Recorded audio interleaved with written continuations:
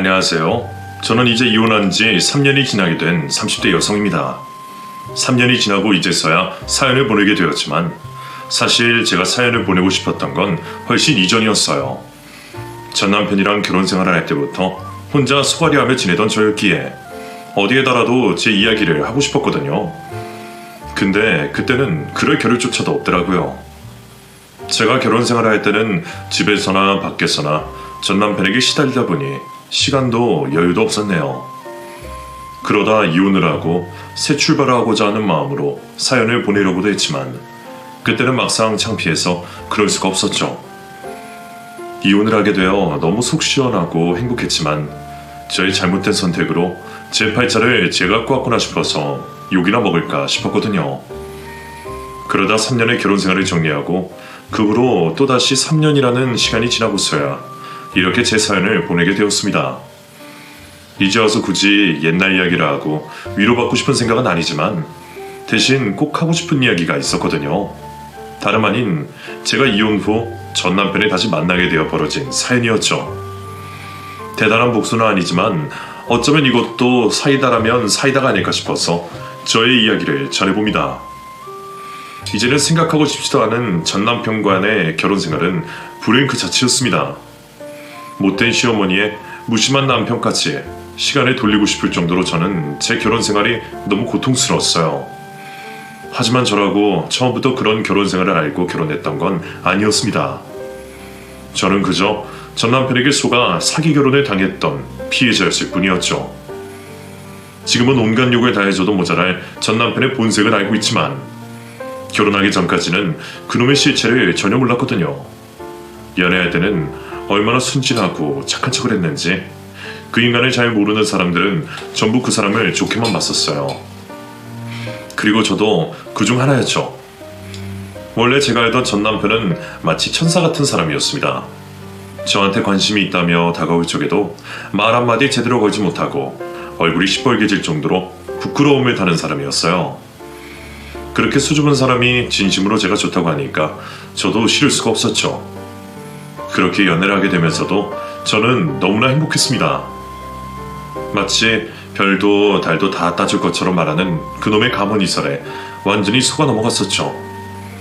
어쩜 그렇게 말을 잘하고 착한 척을 하는지 저는 그 사람과 결혼을 하면 행복해질 거라 생각했습니다. 사실 저는 부모님이 일찍 돌아가셔서 의지할 곳이 달리 없었거든요. 저희 부모님은 제가 대학생 시절일 때 사고로 갑자기 돌아가셨고 그 후로 저는 홀로 외롭게 생활을 해야 했습니다.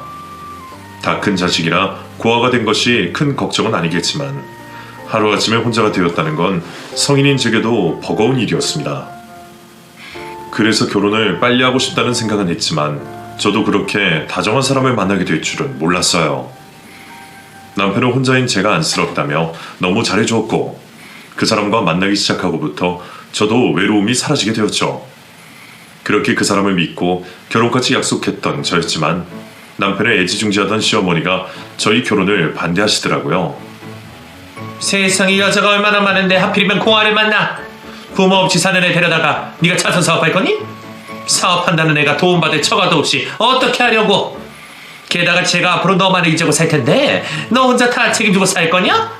분명 결혼하면 너만 힘들 텐데 엄마는 우리 아들이 손해보는 결혼 절대 못 시킨다. 제가 고아라고 반대하는 건 상처였지만 아들이 걱정되셔서 그러신다는 걸 이해는 할 수 있었습니다. 사실 남편은 혼자서 작은 사업을 하고 있었는데 기반이 없이 시작했다 보니 은행에 빚도 있고 수익도 별로 없이 이래저래 힘들어했어요. 거기다가 남편도 일찍 아버지가 돌아가셔서 어디 도움받을 곳이 없었죠. 그래서 어머니는 더더욱 남편이 든든한 처가를 가졌으면 하셨습니다. 급할 때 돈이라도 빌릴 수 있는 그런 처가를 말이에요. 하지만 저는 혼자였고 가진 재산도 많지 않았습니다. 그냥 저 혼자 벌어먹고 사는 별 볼 일 없는 형편이었죠. 그래서 시어머니는 저희를 반대하셨고 저는 두려워서 포기하고 싶었지만 남편은 어떻게든 결혼을 하겠다고 억지를 부렸습니다. 저와 결혼하지 않으면 차라리 죽어버리겠다고 그런 말까지 하며 시어머니를 설득시켰던 남편이었어요. 아들 걱정하시던 어머니는 아들의 협박에 마지 못해 저희의 결혼을 허락하셨고 저 역시 저밖에 모르는 남편에게 고마워하며 결혼을 하게 되었습니다. 어머니께는 정말 죄송했지만 남편과 저는 서로를 정말 사랑했어요. 그래서 반대를 무릅쓰고도 남편과 결혼했고 저를 행복하게 해주겠다는 남편만 믿고 있었습니다. 하지만 제게 목숨까지 걸겠다고 다짐했던 남편은 금방 돌아서 버리더라고요. 다정했던 남편이 달라진 건 결혼하고 반년이 채 지나지 않아서부터였습니다. 시어머니의 반대 끝에 저와 결혼을 한 남편은 잡은 고기에 먹이 안 주는 사람처럼 점점 제게 소홀하고 무심해지기 시작했습니다. 처음에는 일 때문에 바빠서 그런 거라고 생각했는데 연애 시절 다정했던 남자는 남편이 되자 정말로 남의 편이 된 것처럼 굴었습니다. 연애할 적에는 제가 손 하나 까딱하지 못하게 하고 저한테 물 한 방울 안 묻히게 한다고 하던 사람이 결혼을 하고서는 저를 너무 쉽게 부려먹기 시작하더라고요. 저도 나가서 회사 생활하고 돈 벌어 오는데도 자기는 사업하는 사람이라 더 바쁘다며 온갖 일을 저한테 떠넘기기 바빴습니다. 당신 그래도 혼자 산다고 살림은 곧 잘하지? 나랑 엄마가 부엌에도 못 들어가게 했어서 말이야. 살림이나 요리는 전혀 못하겠네.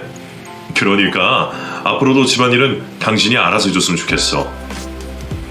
자기는 안 해봐서 모른다. 여자가 낫지 않냐. 어머니가 그러기를 바라신다. 남편의 별별 핑계 덕분에 어느새 저도 모르게 온갖 집안일을 다 하고 있었고 시어머니의 수발까지도 자처하며 들게 되었습니다. 덕분에 저는 일하고 돌아와서도 혼자 일을 해야 했고 남편은 그런 제 노력을 고마운 줄도 모르고 잔소리만 더 심해졌어요. 그런다고 남편이 돈을 잘 벌어온 것도 아니었는데 말이죠. 잘한 것도 없고 잘난 것도 없는 남편이었는데도 저는 남편에게 늘 약자였습니다. 끝에 저는 남편을 사랑했고 남편 역시 저를 사랑한다고 생각해서 서로에게 잘하고 싶은 마음밖에 없었어요. 그래서 남편이 부탁할 때마다 들어줬고 그러다 보니 언제부터 제가 그 집 식모나 다름없는 신세가 되어 있더라고요. 거기다가 처음부터 저희 결혼을 반대하시고 저를 맞단차나 하시던 시어머니는 저를 볼 때마다 잡아먹을 것처럼 화를 내고 부려먹으시니 저는 그 미움을 피하기 위해서라도 시어머니가 시키시는 대로 살림을 하고 집안에 희생을 할 수밖에 없었습니다. 지금에서야 바보 같은 짓인 건 알지만 당시에는 가족이라 생각해서 그럴 수밖에 없었네요. 하지만 제가 그렇게 혼자 희생하고 견디는 중에도 남편은 점점 더 변해가기만 했습니다. 아니, 사실은 숨겼던 본색이 드러났을 뿐이지만 예전에 저는 알지 못했어요. 연애하던 시절 봐왔던 다정한 남편의 모습만 알고 있었기에 남편이 제 잘못이라며 타박을 하고 화를 낼 때마다 저는 남편 대신 저를 탓하고 스스로를 원망할 수밖에 없었습니다. 그렇게 2년쯤 시달리며 살다 보니 내가 뭐 하는 건가 싶더라고요. 제 결혼이 처음부터 잘못되었다는 걸 그제서야 깨달은 거죠. 남편은 결혼을 하고서부터 저를 엄청나게 속박하기 시작했습니다. 외출을 할 때마다 허락을 받아야 했고 제가 친구들과 놀러 다니는 것도 싫어했어요. 여보, 나 친구들 좀 만나고 올게요. 친구? 친구를 만나서 뭐해? 나가서 괜히 쓸데없는 얘기나 나누고 돈이나 쓰겠지. 당신도 이제 결혼하고 유부녀인데 언제까지 처녀 시절처럼 그러고 다닐 거야? 당신은 내가 당신 집에 두고 밖에서 친구들 만나고 술이나 퍼가 마시고 다니면 좋겠어? 당신도 싫을 일을 당신이 하려고 그러면 어떡해? 그러니까 앞으로 외출도 자제하고 집안일에 좀 더 신경을 써. 당신이 자꾸 이럴수록 나 당신한테 실망할 것 같아. 그건 분명한 가스라이팅이었습니다. 네가 나쁜 거다. 네 행동이 잘못된 거다. 남편은 무슨 일이든 그런 식으로 몰아가곤 했었어요. 제가 번 돈을 쓰고 나가서 친구들을 만나는 것을 가지고도 남편은 제가 이기적이라고 가정에 소홀한 거라 말하곤 했습니다. 그리고 자기는 사업을 핑계로 밤 늦게까지 술을 퍼마시고 다니고요. 누가 봐도 앞뒤가 맞지 않은 말과 행동이었음에도 당시 저는 그런 남편의 말을 철석같이 믿고 있었습니다. 남편이 내 편이라 생각했으니까요. 하지만 그렇게 제가 남편의 말을 믿고 기댈수록 남편은 저를 무시하고 괄시하기 시작했습니다. 여보, 미안해요. 내가 야근이 있어서 좀 늦었어요. 당신 대체 뭐하는 사람이야?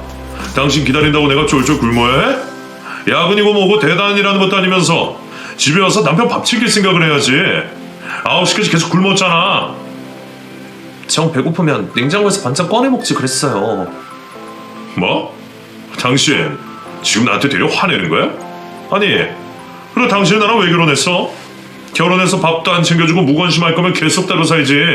뭐하러 나랑 결혼했어? 내가 이런 취급받으려고 엄마 반대 무릎 쓰고서까지 당신이랑 결혼한 줄 알아? 당신은 정말 이기적이야. 늘 제 탓을 하고 저를 구박하는 남편에게 잠식당했던 저였지만 언젠가부터 그런 제 삶이 뭔가 잘못되었다는 걸 깨닫게 되었습니다. 처음에는 결혼하면 다들 그런 거라 생각했었어요. 하지만 다른 사람들은 그렇게 살지 않는다는 걸 알고부터 조금씩 제 결혼 생활이 이상하다는 걸 알게 되었습니다. 결혼하고서도 여전히 모임을 다니고 외출해서 남편 밥 같은 건 신경 쓰지 않고 맞벌이니까 살림을 나눠서 하고 시어머니에게 잘못된 건 잘못되었다고 말하는 다른 사람들을 보면서 제가 그동안 너무 불행한 결혼 생활을 했다는 걸 깨닫게 되었죠. 사실 그 전까지는 제가 얼마나 불행한지 잘 알지 못했어요. 힘들기는 해도 혼자인 것보다는 나았으니 고아인 저를 받아준 남편과 시어머니에게 고맙다고 생각했죠. 하지만 결혼 생활은 그런 게 아니더라고요. 고아라고 무시를 당할 일도 없고 말이에요. 남들은 당연히 알만한 일이었지만 가족도 친구도 별로 없던 저는 그걸 너무 늦게 알았습니다. 게다가 결혼한 뒤로는 남편이 밖에도 잘 못 다니게 하고 친구도 못 만나게 한 탓에 더욱 제 삶에 치여 살 수밖에 없었죠. 하지만 저는 어느 날 깨닫게 되었고 남편에게 이혼을 요구하게 되었습니다. 당연하게도 남편은 절대 이혼을 해주려고 하지 않았어요. 미쳤어? 네가 지금 이혼을 하자고 그래? 야, 갈 것 없는 년 받아줬더니 고마운 줄도 모르고 지금 어디서 이혼을 하재? 네가 돌았냐? 남편은 이혼해달라는 제게 폭언으로 답했고 시어머니마저도 저를 가만두려 하지 않았습니다. 결혼 안 시키겠다는 거 결혼시켜줬더니 이제 와서 이혼을 하겠다고? 니년이 내 아들 인생 다 망쳐놓고 이제 와서 도망가겠다는 거야? 이런 배은망덕한 년을 봤나? 이래서 애비애미 없는 년은 안 된다 그런 건데 니깎게 우리 아들이랑 왜 이혼을 한다는 거야? 두 모자는 이혼을 요구하는 저를 엄청나게 괴롭혀댔습니다.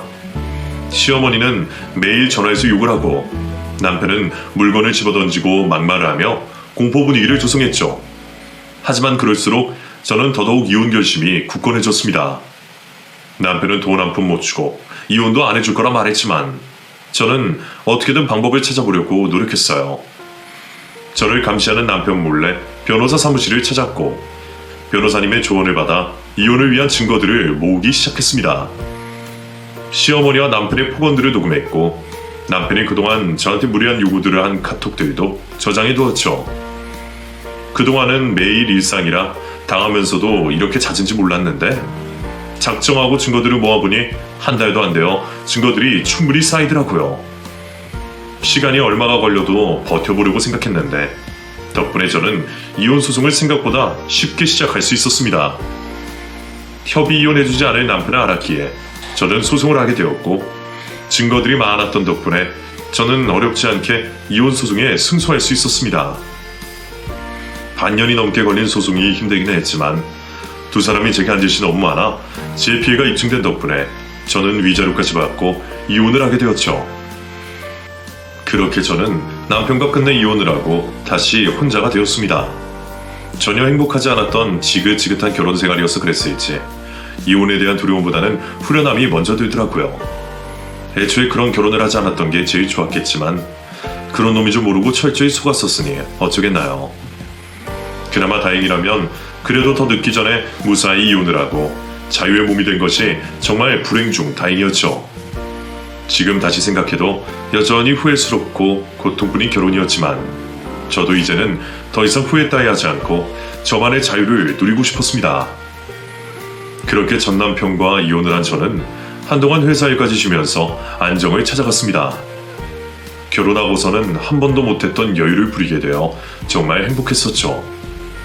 시어머니에게서 받아낸 이혼 위자료로 해외여행도 다녀와 봤는데 정말 좋더라고요.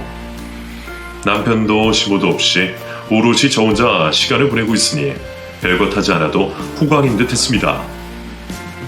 이전까지 제가 미련하게 그런 집에서 혹독한 시집살이를 당했던 걸 보상받는 기분이 되기도 했죠. 그렇게 저는 전 남편과의 불행했던 결혼 생활을 잊어가며 천천히 홀로 서기를 시작하게 되었습니다. 다행히 저는 이혼 후의 자유를 온전히 누릴 수 있었고, 그래서 결혼 생활하는 동안 제대로 만나지 못했던 친구들도 다시 만나게 되었습니다. 남편 때문에 밖에 나가는 것마저 눈치 보며 지내던 제가 이제서야 사람답게 지낼 수 있게 되었던 거죠. 다시 생각해보면 왜 그렇게 바보같이 살았었나 싶지만 이제라도 자유를 되찾은 것이 다행이기만 했습니다. 그렇게 그날도 저는 친구가 부모님과 함께 운영하는 일식당에 찾아가게 되었습니다. 부모님이 운영하시던 곳에 2호점을 친구가 맡게 되었는데 제가 이혼하고서야 식당을 찾아가게 되었거든요. 민경아, 드디어 와줬구나. 진작 놀러 오라니까 연락도 없더니. 이혼하고서 잘 지내고 있었던 거야? 그럼 나야 잘 지냈지. 그냥 나 혼자 마음 정리하고 할 시간이 필요했어. 그래서 혼자 여행도 좀 다니고 추스리고 있었어. 미안해. 너 개업했다는 소식 듣고 진작 와봤어야 하는데 이제서야 찾아와서 면목이 없다. 우리 사이에 면목이 무슨. 그런 소리 하지 말고 온 김에 밥이나 먹어. 오늘 내가 풀코스로 쏠게. 그렇게 저는 오랜만에 친구와 아무런 걱정도 없이 먹고 마시며 떠들고 있었습니다. 밥 시간 맞춰 집에 돌아갈 걱정도 없이 그러고 있다는 게 새삼 행복하더라고요. 그런데 친구가 잠시 밖으로 나갔다 오더니 갑자기 후식을 먹고 있는 절 더러 놀라운 이야기를 한 겁니다. 민경아, 놀라지 말고 들어. 지금 우리 가게에 네 남편 왔다? 아니 전 남편. 뭐? 그게 무슨 말이야. 그놈이 여길 왜 와? 내 말이, 아니 사실은 몇 주 전에 네 전 남편 이름으로 예약이 들어왔었어. 근데 그때는 그냥 동명이인인 줄 알고 무시했거든? 사실 그놈 이름이 특이한 것도 아니잖아. 설마 우연이겠지 해서 다른 사람인 거보다 했는데 방금 혹시나 싶어서 가서 손님 받는 거 보고 보니까 네 남편 맞는 거 같아. 그놈 눈이 쭉 찢어져서 네 결혼식 때 본 얼굴이야. 전 남편이 친구의 식당에 룸을 예약했었고 친구가 혹시나 해서 그 얼굴을 직접 확인하고 왔다는 말에 저는 너무 당황스러웠습니다. 설마 전 남편이 이 가게가 제 친구 가게라는 걸 알 리도 없는데 어쩜 이런 우연이 있고 하필이면 제가 놀러 온 날 이런 우연이 겹치는가 싶더라고요. 그런데 더 이상한 건 전 남편이 가게에 혼자 찾아온 게 아니었다는 것이었습니다. 근데 더 기가 막힌 건 그놈 룸을 예약했더라니까? 지 혼자 밥 먹으러 온 게 아니라 오이구로 예약을 잡았더라고. 근데 그게 아무래도 상견례인 것 같아. 노부인도 계시고 분위기가 심상치가 않더라니까? 상견례를 한다고? 나도 확실한 건 아닌데 남녀의 가족들끼리 온 거면 상견례 아니니? 원래 우리 가게에서 모임이나 상견례도 많이 하거든. 근데 진짜 믿고 싶진 않다. 생각해볼수록 기가 막히네. 진짜 상견례 하는 거면 그놈 정말 미친놈 아니야? 너랑 이혼 판결나고 아직 1년도 안 됐는데 무슨 상견례를 하는 거야? 그런 놈이랑 결혼하겠다는 여자도 진짜 대단하다 싶다. 어쩌면 그 여자도 속고 있는 거 아닌지 몰라. 너도 결혼 전에는 그놈이 그렇게 개차반인 거 몰랐잖아. 세상에, 이번엔 또 어떤 죄 없는 여자를 등쳐먹으려고 그러는지. 친구의 말에 저도 정말 기가 막혔어요. 저도 설마 이혼하고 이렇게 일찍 전 남편 소식을 알게 될 줄은 몰랐는데 그것도 전 남편의 상견례 소식을 듣게 될 줄은 몰랐습니다. 이혼하고 다시 볼 일 없다 생각해서 그놈 소식을 듣고 싶은 마음도 없었지만 아무리 그래도 우리가 이혼한 지 얼마나 되었다고 상견례를 잡았다는 건 정말 말도 안 되는 일이라고 생각했거든요. 하지만 그놈이라면 그러지 말라는 법도 없다 싶더라고요. 애초에 자기 아니밖에 모르고 잘난 것도 없으면서 자기 잘난 맛에 사는 놈이니까 더 듣기 전에 얼른 세 장나라도 들고 싶었구나 싶었죠. 아니면 공짜로 신고살이 해주던 제가 없으니 앞으로 대신 부려먹을 사람이 필요한지도 모르는 거고요.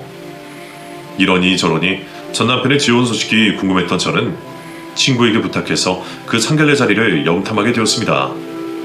비어있던 옆방에서 그놈이 상견례를 치르는 걸 지켜보고 싶었어요. 그래서 대체 어떤 여자랑 결혼을 하겠다는 건지 무슨 말로 또 남을 속여먹으려는지 궁금했죠. 진짜 내 전 남편인 건 맞는 거지? 거기 룸이 어디야? 아무래도 내가 직접 가서 확인해 봐야겠어. 전 남편이 룸을 예약했다는 건 진짜 좀 이상하다. 전 남편이 룸을 예약했다는 건 확실하거든? 전 남편이 룸을 예약했다는 건 확실해. 근데 그 룸이 어디야? 거기 룸이 어디야? 아무래도 내가 직접 가서 확인해 봐야겠어. 그렇게 저는 친구의 도움으로 옆방에 앉아 상견례 상황을 듣게 되었습니다. 만난 지 얼마가 되었는지 모르겠지만 이미 두 집안 간에는 결혼 이야기가 거진 끝났는지 분위기가 무척 화기애애 보이더라고요. 제가 전 남편과 결혼하겠다고 했을 때는 근본도 없는 고아라며 무시하던 시모가 두 번째 만난 며느리는 무척이나 좋아하는 게 벽 너머로도 전해지는 듯 했습니다. 이제 와서 질투하거나 배 아프다는 생각은 아니었지만 어떤 사람이길래 지 아들밖에 모르고 못된 시모가 저렇게 설설기며 새 며느리를 떠받드냐 궁금은 하더라고요. 그래서 더 열심히 벽에 귀를 대고 이야기를 듣고 있는데 생각지도 못한 이야기가 들려왔습니다. 저희가 이런 며느리 드리게 돼서 얼마나 기쁜지 모릅니다. 의사 며느리가 들어온다고 벌써부터 친척들이 저희 며느리 보고 싶다고 난리예요. 다들 제가 의사 며느리 덕보게 생겼다고 병원 다닐 걱정 없겠다고 그러지 뭡니까? 근데 저는 사람들 생각처럼 그럴 생각은 없어요. 안 그래도 바쁜 사람 저까지 괴롭히면 어쩌겠습니까? 아닙니다. 자식이 부모님 챙기는 건 당연한 건데 앞으로 저희 딸애가 사돈 건강은 책임져야죠. 정말 아니에요. 저는 그냥 새아가가 너무 예쁘고 좋아서 그러는걸요. 누가 보면 의사 며느리라서 좋아하는 줄 알까봐 겁이 나네요. 전 남편이 또 가면을 뒤집어 쓰고 어떤 여자랑 결혼을 하려는 건가 했더니 결혼할 여자가 다름 아닌 의사라는 겁니다. 그 말에 얼마나 기가 막히던지 그제서야 시모가 왜 그렇게 좋아 마지 않는지 알겠더라고요. 별 볼 일 없는 그 집안 수준에 곱게 자라 공부까지 잘한 의사 며느리라니 분수에 차고 넘칠 만한 상대였네요. 대체 어떻게 두 사람이 만나서 금세 결혼까지 결정했는지는 모르겠지만 애초에 의사식이나 되는 여자가 왜 전남편 같은 놈이랑 결혼을 하려고 하는지 이해가 되지 않았습니다. 집안 형편도 별로고 사업한다고 설치기만 하고 돈도 못 벌고 게다가 이혼남이다 말이에요. 그래서 그 여자도 혹시나 재혼인가 싶어 열심히 들어봤지만 그쪽 부모의 이야기를 들어보면 그것도 아닌 것 같았어요. 저희 애가 어릴 적부터 공부만 하고 워낙 남자를 몰라서요. 고등학교 다닐 적에는 의대 들어간다고 친구들이랑 한 번도 놀지 못하고 대학 가서는 또 의대 공부하느라 바빠서 말이에요. 나이 먹고는 저희도 연애 좀 해라 하는데 도통 누구만 내 생각을 못하더라고요. 이런 거 보면 어렸을 때 놀게 하는 것도 시켰어야 하나 싶네요. 그런데 연애 한 번 못하고 순진하게 지내던 애가 갑자기 결혼을 한다니 저희도 많이 놀랐습니다. 원래 부모 걱정이야 다 비슷하죠. 사실 저도 저희 아들 때문에 걱정이 무척 많았답니다. 남편 먼저 보내고서는 혼자서라도 아들 잘 키우는 게 제 책임이었는데 이 녀석이 자기 아버지를 닮았는지 워낙에 여자에 관심이 없었거든요. 근데 이런 며느리를 데려와주니 너무 행복한 거 있죠. 귀한 따님 보내주셔서 정말 감사드립니다. 그냥 차만 아가씨 데려오면 소원이 없겠다 싶었는데 이런 귀한 며느리를 보게 되네요.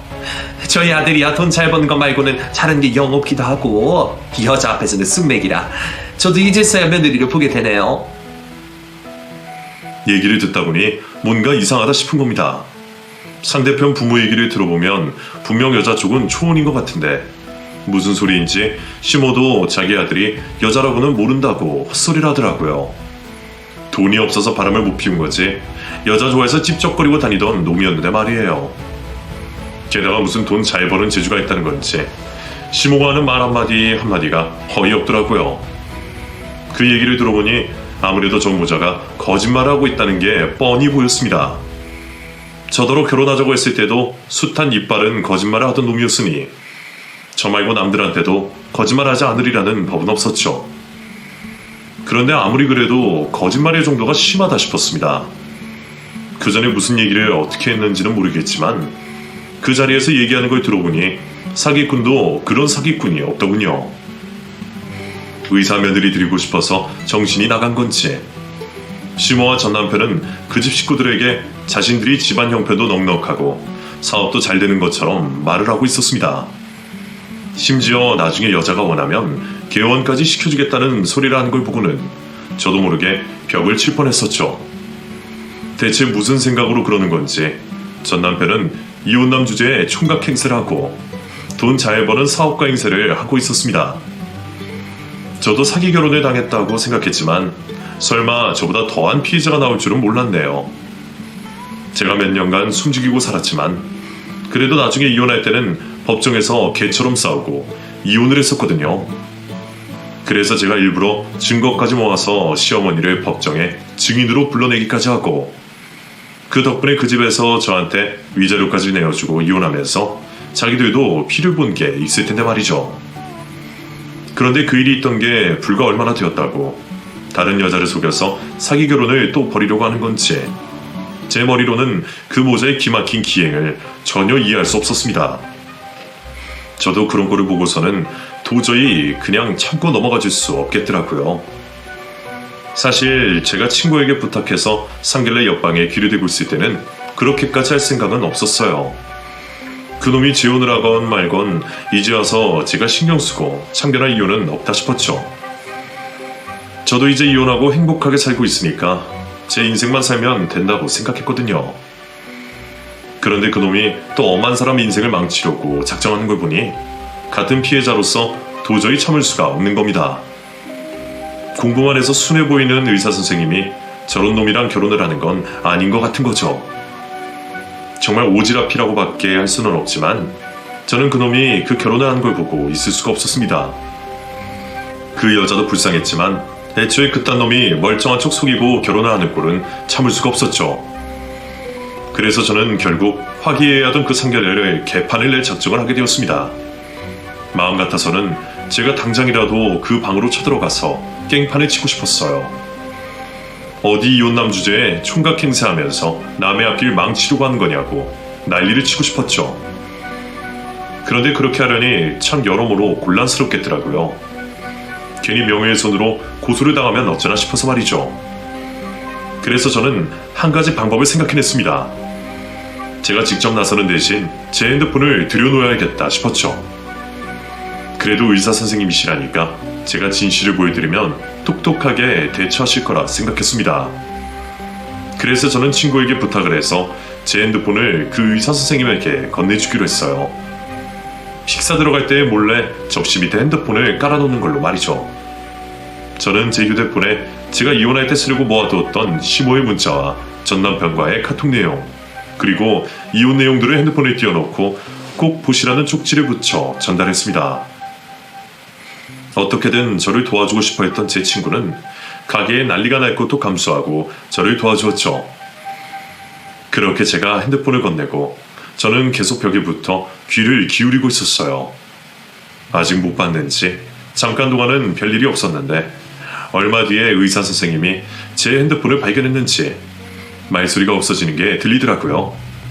그리고는 치마에 뭘 쏟았다며 잠시 화장실에 다녀오겠다며 일어나는 소리를 들었습니다.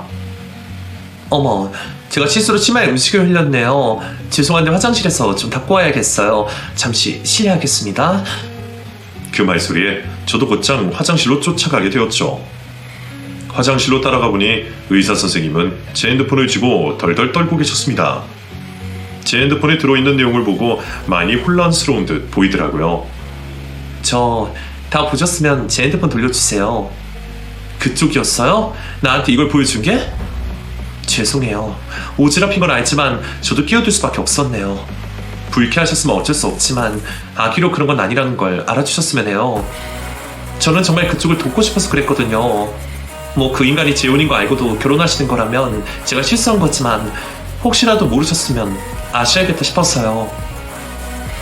그럼 정말 여기 핸드폰에 있던 것처럼 현수 씨가 이혼을 했다는 거예요? 그쪽이랑? 근데 그쪽은 어떻게 알고 여기까지 온 거예요? 설마 쫓아다닌 거예요? 그런 건 아니에요. 사실 여기 제 친구가 운영하는 가게이거든요. 놀러 왔다가 전 남편이 여기서 상견례를 한다는 소리를 듣게 됐어요. 어떻게 이런 우연이 있는지 모르겠지만 어쩌면 우연이 아니라 필연일지도 모르겠다 싶었어요. 아무튼 이혼한 지 1년도 안 돼서 재혼한다길래 궁금해서 옆방에서 듣고 있었어요. 엿듣는 취미 같은 건 없지만 저도 혹시나 싶었거든요. 근데 아무래도 선생님은 아무것도 모르고 계시나 싶어서요. 그래서 현수 씨에 대해서 알려주겠다고 나한테 핸드폰을 보내는 거예요? 이제 와서 그쪽이 뭐 알아요? 어차피 두 사람 이혼한 거 아닌가요? 저도 현수 씨가 재혼인 건 모르고 있었지만 그게 크게 중요한 건 아니에요. 요즘 세상 이혼이 뭐 별거라고요. 물론 저한테 거짓말한 건 잘못이지만 재혼이 문제는 아니죠. 그럴 수도 있죠. 선생님 말대로 재혼이 뭐 별건가요? 이혼했다고 새 출발 못하라는 법은 없죠. 근데 왜 이혼했는지 그게 중요한 거 아닐까요? 자기 와이프 괴롭혀서 이혼하게 만든 놈이 또 재혼해서 그 짓 안 하리라는 보장 없잖아요. 솔직히 저는 그쪽이 누군지도 모르겠고 저한테 보여준 이게 다 뭔지도 잘 모르겠어요. 뭐 카톡 몇 개 보기는 했는데 저는 앞뒤 사정을 모르니까요. 사실 지금으로서는 오늘 처음 본 당신을 믿는 것보다는 그래도 지난 1년 가까이 만났던 남자친구를 믿는 게 맞지 않겠어요? 더구나 그쪽은 지금까지 몰래 엿듣고 있었다면서요. 제 입장에서는 당신이 더 이상하네요. 대체 뭐하러 그런 짓을 했어요? 현수 씨가 이상한 사람이라고 해도 이혼한 마당에 끼어들 필요도 없는데 설마 이혼하고도 미련 남아서 회방이라도 놓으려는 건 아니에요? 제가 무슨 말을 해야 믿으실지 모르겠지만 제가 그놈이랑 잘해볼 생각이라는 건 절대 아니라고 말씀드리고 싶네요. 애초에 그딴 놈 다시 만나고 싶지도 않았고 저는 이혼한 지금 훨씬 행복하거든요. 저도 저 인간이 거짓말을 속아서 결혼해서 정말 고생 많았어요. 고아라고 내 편 들어주는 사람 하나 없는데 자기가 제 남편이라면서 구속하고 부려먹고 가족 취급도 안 해줬거든요. 거기다 시어머니 시집살이도 장난 아니었죠. 저야 부모도 없는 고아라서 당할 수 없었다고 해도 선생님처럼 배운 거 많고 가족도 있는 분이 왜 저런 놈한테 속으실까 싶었어요. 그래서 알릴 수밖에 없었어요. 그럼 정말 저를 도와주고 싶어서 그랬다는 거예요? 물론 저놈이 행복해지지 않기를 바라기도 하고요. 근데 어차피 결혼한다고 해서 저놈이 행복해지지 않을 거예요. 만족을 모르는 놈이거든요. 그냥 저런 놈이랑 결혼하는 여자들만 불행해지겠지. 저야 바보 같아서 너무 늦게 알게 됐다지만 그쪽은 안 그랬으면 좋겠어요. 들어보니 의사 되려고 공부만 열심히 하고 남자도 잘 모르신다면서 괜히 저런 놈 만나서 인생 망쳐야 할 이유는 없잖아요. 저도 같은 입장에서 걱정해서 도와주는 것 뿐이에요. 제가 어떤 결혼 생활을 했는지 궁금하면 더 알려드릴 수도 있고요. 저는 처음 보는 저를 믿지 못하고 반신반의하던 그 의사 선생님에게 제 핸드폰에 있던 다른 것들도 보여줄 수밖에 없었습니다. 그동안 시모가 저한테 무슨 막말을 하고 난리를 피웠는지 법원에 제출했던 녹음들을 아직까지 갖고 있었거든요. 그러고 보니 저도 그놈과 이혼한 지 1년이 다 되어가는 동안 그것들을 지울 생각을 안 하고 있었네요. 미련 같은 것도 아니었는데 왜 안 지우고 갖고 있었나 싶지만 어쩌면 이런 일이 벌어질 것을 알고 그랬는지도 모르겠습니다. 덕분에 제가 제 인생 말고 다른 한 여자의 인생도 살릴 수 있었으니까요. 제게 2년 전연하며 온갖 입에 담기 힘든 욕들을 내뱉는 시모의 막말들과 저더러 쓸모없는 종자라며 욕하는 전 남편의 폭언들이 담긴 녹음을 들은 그 의사 선생님은 그제서야 제 말을 믿는 듯 보였습니다. 세상에, 이게 정말 저 방에 있던 그 사람들이 한 말이란 거예요? 이걸 며느리랑 자기 와이프한테 얘기했다고요? 목소리 똑같은 것만 봐도 제가 조작한 건 아니라는 거 아시겠죠? 뭐 이런 것까지 들려드렸는데도 안 믿으시면 할 수 없지만요. 아니에요. 믿어요. 사실 아까도 그쪽을 못 믿은 게 아니라 하도 경험이 없어서 그런 거예요. 놀랐을 건 알아요. 결혼까지 생각한 사람이 이런 개쓰레기일 거라 누가 상상이나 하겠나요? 저도 같은 일을 겪어봤으니 누구보다 스승의 마음을 이해할 수밖에 없죠. 근데 세상에는 뻔뻔하게 남을 속이고 이런 짓 하는 인간들이 있더라고요. 얼마나 연기를 잘하는지. 저도 그 인간이 세상에서 제일 착한 사람인 줄 알았어요. 덕분에 바보 같은 저는 속아 넘어가서 그 집 식모처럼 살았었네요. 근데 선생님은 환자들도 돌봐야 하고 바쁘고 큰일 하시는 분이시잖아요. 설마 선생님한테도 나한테 했던 것처럼 그럴지도 모르겠지만 이런 놈이랑 살아봐야 좋을 것 없어요. 무슨 말씀이신지 잘 알겠습니다. 그리고 저 도와주신 거 정말 감사해요. 처음 뵌 분이 이렇게나 발벗고 도와주시는 게 쉽지 않았을 텐데 저한테는 은인이나 다름없으시네요. 하마터면 저런 놈인 거 모르고 속아서 결혼할 뻔했어요. 고마워할 것도 없어요. 나도 그놈 잘 되는 걸 보기 싫은 것도 있으니까. 그리고 바보같이 당하는 사람은 나 하나로 족하니까요. 당했다고 바보 같은 건 아니죠. 속인 놈이 나쁜 거지 어떻게 속은 사람이 잘못이겠어요. 아니면 그 사람이 어떤지 몰랐던 저도 똑같이 바보겠죠. 그 사람이 진짜 착하고 좋은 사람인 줄 알고 결혼까지 하려고 했으니까요. 그 의사 선생님에게 그 말을 들으니 왠지 저도 모르게 위로를 받는 기분이었습니다. 그동안 제가 그런 놈이랑 결혼한 게 다 내가 모자라고 바보 같은 탓이라 생각했었는데 저보다 배운 것도 많은 의사 선생님이 우리가 같은 피해자라고 속인 놈이 나쁜 거라고 해주니까 고마웠어요. 정말 속아 넘어간 제 탓이 아니라 전부 그놈 탓이구나 싶었거든요. 그 말에 내내 바보 같던 제 선택을 후회하고 원망하던 저도 그제서야 완전히 마음이 편안해지는 기분이었습니다. 어쩌면 제가 그분을 도와드린 게 아니라 되려 도움을 받았나 싶었네요. 아무튼 정말 다시 한번 감사드려요. 이대로 결혼 진행했으면 끝까지 저 인간 본색을 몰랐을 텐데 덕분에 후회할지 안 하게 됐네요. 도움이 되었다니 저야말로 다행이죠. 저도 나 같은 사람도 없었으면 좋겠으니까요. 마음 같아서는 아주 저런 놈들은 감옥에 가둬놓고 다시는 여자 못 만나게 해야 되는데 말이에요. 아, 그리고 저놈 돈 많다는 것도 다 거짓말이에요. 아까 뭐 개원해주니 많이 하던데 정말 개뻥이에요. 로또라도 되지 않았으면 모를까 저한테 생활비도 안 갖다 주던 놈이거든요. 아무튼 선생님, 파혼 잘하셨으면 좋겠어요. 그렇게 짧은 인사를 마지막으로 저는 화장실에서 나왔고 자리를 비웠던 그 선생님은 룸으로 다시 돌아갔습니다. 더 이상 엿듣는 건 괜히 죄송스러워서 저도 다시 있던 자리로 돌아갔는데 얼마 뒤에 그 룸에서 한바탕 소란이 일어나더니 자리가 파토나는 걸 지켜보게 되었습니다. 제 말을 듣고 의사 선생님이 그놈이랑 파혼을 하신 듯 했죠. 자기야! 파혼이라니! 갑자기 웬 파혼이야? 그걸 몰라서 물어? 나한테 묻기 전에 자기 스스로 무슨 잘못을 했는지 알 텐데. 곧 서류 보낼 테니까 각오해. 나 당신을 혼인빙자 사기로 고소해버릴 거니까. 그건 또 무슨 말이야? 혼인빙자 사기라니? 나 정말 잘못한 거 없어. 대체 왜 이러는 거야 갑자기? 감히 이혼남 주제 나한테 거짓말을 해? 아니 그건 또 어떻게 알았어? 역시 맞았구나. 그래놓고 더 할 말이 있어? 자기야 그건 오해야. 나도 말하려고 그랬어. 전에 이상한 여자를 잘못 만나서 짧게 흔적이 남은 것뿐이야. 정말이야. 그것뿐인 줄 알아? 당신 개털인 것도 다 알아. 근데 뭐 개원을 해줘? 당신이 어디서부터 어디까지 거짓말했는지 모르겠지만 그동안 나한테 거짓말한 죄값 이제는 치를 생각해야 할 거야. 내가 무슨 짓을 했어라도 당신 용서 안 할 거니까. 전 남편은 대체 어떻게 사실을 알게 되었는지 어리둥절한지 변명도 제대로 못하고 당황스러워했습니다. 결국 화기애애했던 그날의 상견례는 여자 쪽 아버지가 자신들을 쫓아나오며 들러붙는 전 남편의 정강이를 구둣발로 걷어차는 곳으로 끝이 나고 말았고 난장판이 된 룸 안에는 의사 며느리를 들이지 못하게 된 시모의 구슬픈 울음소리만이 남게 되었습니다. 그런데 그 인간들은 끝까지 이기적이더라고요.